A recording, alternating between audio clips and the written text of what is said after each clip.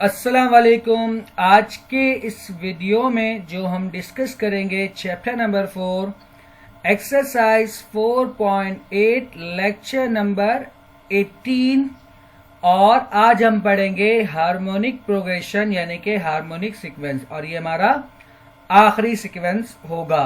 इससे पहले हमने एपी पढ़ा, जीपी और फिर अब हम क्या पढ़ रहे हैं, एचपी। ठीक है, और इंशाल्लाह नेक्स्ट वीक तक, इस वीक में आपका चैप्टर नंबर 2 खत्म हो जाएगा। इंशाल्लाह नेक्स्ट वीक में आपका चैप्टर नंबर 4 भी खत्म हो जाएगा। और अब मैं इसके साथ साथ कुछ आखिरी के यानी कि ट्रिग्नोमेट्री और इसके अलावा फंक्शन एंड ग्राफ, इन सब की भी वीडियो अपलोड करना शुरू करूंगा। तो अगर आपने चैनल को सब्सक्राइब नहीं किया है तो चैनल को सब्सक्राइब कर लें ताकि मेरी वीडियो आप तक बआसानी पहुंच सके। नेक्स्ट क्वेश्चन हमारे पास है 1/3, 1/7, 1/11 और आपको फाइंड करना है 9th टर्म। ठीक है, एक तरीका ये होता है कि आप जो है इसको डायरेक्ट एचपी के फॉर्मूले से भी फाइंड कर सकते हो, लेकिन चूंकि हम एपी पढ़ चुके हैं, ये आपको पता होना चाहिए कि एपी और एचपी एक दूसरे का रेसिप्रोकल है। ठीक है, तो इन सारे सवाल को एचपी के हम कैलकुलेट करेंगे किसके जरिए, एपी के जरिए। तो सबसे पहले मैं इस सीक्वेंस को कन्वर्ट कर लूंगा किसमें, एपी में। जब मैं एपी में कन्वर्ट करूंगा तो आपके पास ये क्या होगा, 3, 7, 11 एंड सो ऑन। ठीक है, मैंने क्या किया, रेसिप्रोकल। अच्छा, एक बात बता दूं कि पेपर पैटर्न क्या है, पेपर आप किस तरह डैम करोगे, किस चैप्टर्स को डील करोगे, इसके लिए भी मैंने वीडियो अपलोड की है मॉडल पेपर के साथ। तो अगर आपने उसको नहीं देखा है तो आप उसको भी देख लिएगा। Here a = 3, d = 7 - 3। d find करने के लिए हम क्या करते हैं, second term minus first term, ये हमने एपी में पढ़ा था। तो और फिर एपी का जो फॉर्मूला होता है हमारे पास, Tn = a + n-1 × d। इन सारी वैल्यूज को आप सब्स्टिट्यूट कर दो। Tn बराबर होगा, a बराबर है 3 के, n बराबर है 9 के और d किसके बराबर है, 4 के। और 9 - 1 होता है 8, 8 × 4 32, 32 + 3 कितना हो जाएगा, 35। और फिर आप क्या करो, इसको रेसिप्रोकल कर दो। तो 9 टर्म इज 1/35। ठीक है, चूंकि हमें जो आंसर देना है वो किस में देना है, एचपी में देना है। इसी का नेक्स्ट पार्ट हमारे पास, अगेन सबसे पहले आप क्या करो, रेसिप्रोकल। तो 3, 5, 7 एंड सो ऑन। आपके पास हियर a = 3, d = 5 - 3 = 2। ठीक है, और आपको कह रहा है 12 टर्म, तो इट मींस के n किसके बराबर है, आपका 12 के। अगेन जो फॉर्मूला होता है, Tn = a + n-1 × d, a = 3, n = 12, d = 2। Simplify कर लो, 12 - 1 11, 11 × 2 22 और 22 + 3 कितना हो जाएगा, 25। तो इसको जो आप एचपी में आंसर दोगे तो ये हो जाएगा 1/25। सिमिलरली इसका पार्ट 3 आपके पास है। आप सबसे पहले उसको रेसिप्रोकल करो तो ये आपके पास बन जाएगा 5/9, 13/9, 9/21। हियर a = 5/9, फर्स्ट टर्म को हम कहते हैं a, और d फाइंड करने के लिए हम सेकेंड टर्म में से फर्स्ट टर्म को माइनस करते हैं। अब इसका एलसीएम ले लो, चूंकि डिनोमिनेटर सेम है। तो 13 - 5 होता है 8, यानी कि 8/9। Tn का फॉर्मूला हमारे पास है a + n-1 × d। इन सारी वैल्यूज को सब्स्टिट्यूट करो, इन दोनों का डिनोमिनेटर सेम है तो डिनोमिनेटर को आप एक बार लिख दो, ऊपर सिंपल 5, 8 - 1 होता है 7, 7 × 8 होता है 56, 56 + 5 आपके पास हो जाएगा 61/9।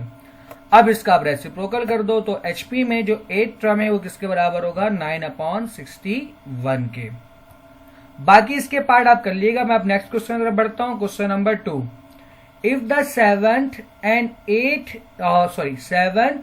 10th term of an HP are 1/3 and 5/21 respectively, find the 14th and 20th term। ठीक है, तो सबसे पहले हम क्या करेंगे, 14 एंड 20 टर्म फाइंड करने के लिए हम पहले इसका जनरल टर्म निकालेंगे। जनरल टर्म निकालने के लिए हम 7 और 10 को यूज करेंगे। इन दोनों को यूज करते हुए हम ए और डी की वैल्यू फाइंड कर लेंगे। इस तरह हमारे पास जनरल टर्म आ जाएगा। तो सबसे पहले आपको गिवन है कि in AP 7th term is 3, reciprocal कर दो, एंड 10th टर्म इज 21/5, चूंकि हम एपी सॉल्व करेंगे। फिर आप जानते हो ये आपका एपी का फॉर्मूला है कि T N equal to A plus N minus 1 into D, ठीक है ना। तो आपको कह रहा है 7 टर्म, तो 7 टर्म के लिए हम क्या करेंगे, एन क्या लेंगे 7। तो फॉर्मूले में जहां जहां पर एन है वहां पर आप 7 पुट कर दो, तो ए प्लस 7 माइनस 1 होता है 6d, और t7 किसके बराबर है 3 के। तो ये हमारा हो जाएगा a plus 6d equal to 3। ये हो गया हमारे इक्वेशन नंबर 1। सिमिलरली आपको गिवन है 10 टर्म, तो फॉर n इक्वल टू 10, तो इस तरह ये हमारे पास हो जाएगा a plus 9d equal to 21/5। ये हो गया हमारा इक्वेशन नंबर 2। क्योंकि दोनों में a सेम है, तो आप इक्वेशन 1 और इक्वेशन 2 को आप सब्ट्रैक्ट कर दो, तो ये आपके पास होगा a plus 6d minus a plus 9d equal to 3 minus 21/5। Bracket open करो तो minus plus minus a minus plus minus का 9d, a से a आपका क्या हो गया कैंसिल, और आप यहाँ पर एलसीएम लोगे तो 5 3 15, 15 माइनस 21 डिवाइड बाय 5, तो 6d माइनस 9d आपके पास हो जाता है माइनस का 3d, और ये माइनस 6, तो माइनस 3 से जब इसको आप कैंसिल करोगे तो यहाँ हो जाएगा 2। तो आपका जो d है वो बेसिकली किसके बराबर हो गया 2/5 के। इस d की वैल्यू को आपकी मर्जी है, आप या तो इक्वेशन 1 या इक्वेशन 2 इसको आप कॉपी कर लो ताकि आगे बढ़ते हैं। आप d की वैल्यू को इक्वेशन 1 या इक्वेशन 2 आप कहीं भी पुट कर दो, कोई फर्क नहीं पड़ता। तो फ्रॉम इक्वेशन नंबर 1, तो इस d की वैल्यू को हम क्या करेंगे, इक्वेशन नंबर 1 में पुट करेंगे। 6 मल्टीप्लाई 2 कितना होता है 12, और ये प्लस का 12/5 है, इसको आप राइट साइड पर ले जाओ तो ये हो जाएगा माइनस का 12/5। अगेन हम लोगे तो 5 3 15, 15 माइनस 12 डिवाइड बाय 5, और 15 माइनस 12 कितना होता है 3, यानी कि 3/5। एक इसके बराबर हो गया 3/5 के। अब इस a और d की वैल्यू को आप जनरल टर्म में पुट कर दो, तो टी एन बराबर हो जाएगा, a होता है a की जगह पर 3/5 और d की जगह पे आपने क्या पुट कर दिया 2/5। अब आपको जो जो टर्म रिक्वायर्ड है वो आप फाइंड करते जाओ।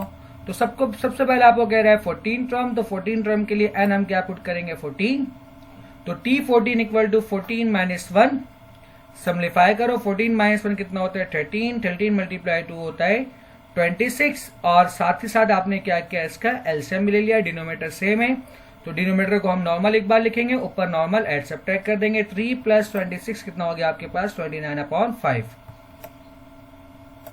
इसी तरह n इक्वल टू 20 आप पुट करो और एलसीएम लो, तो ये आपके पास हो गया 41/5।